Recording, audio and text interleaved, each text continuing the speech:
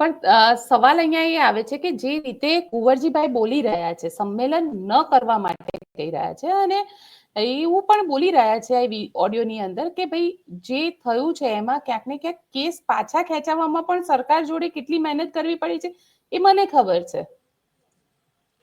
100% બેન, હું ચોક્કસપણે આપના માધ્યમથી કહેવા માંગીશ કે કુંવરજીભાઈ બાવળિયા એ કોળી સમાજના એક દિગ્ગજ આગેવાન છે, એક દિગ્ગજ નેતા છે, મિનિસ્ટર છે. અમારો વાંધો કુંવરજીભાઈ બાવળિયા સામે નથી. અમારો વાંધો જે સરકારમાં બેઠેલા લોકો છે, જેની કઠપુતલીઓ આ લોકો બને છે, એમની સાથે અમારો વાંધો છે. અંદાજે 93 લોકો ઉપર 307 જેવી ગંભીર કલમો લગાડવામાં આવી, અને અમારી મુખ્ય માંગ એ છે કે આ 307 જે કલમો જે 93 લોકો ઉપર લગાડવામાં આવી એ નિસ્ત નાબૂદ કરવામાં આવે. જે રીતના હમણાં જ આપણે જોયું કે પાટીદાર આંદોલન વખતે જે યુવાનો ઉપર કેસો થયા હતા એ સરકારે પરત ખેંચ્યા છે, ત્યારે કોળી સમાજ અવારનવાર અન્યાયનો ભોગ બનતો હોય, અત્યાચારનો ભોગ બનતો હોય, ત્યારે ખોટી રીતના જે 307 ની જે કલમ છે 93 લોકો ઉપર કરવામાં આવી છે, એના માટે અમે એક મહાસંમેલન બોલાવવા જઈ રહ્યા છે. જેમ મેં અગાઉ પણ વાત કરી હતી, આપની સાથે ચર્ચા કરી હતી, અને મેં કીધું હતું અગાઉ પણ કે અંદાજે 1 લાખ કરતા વધારે કોળી સમાજનું સંમેલન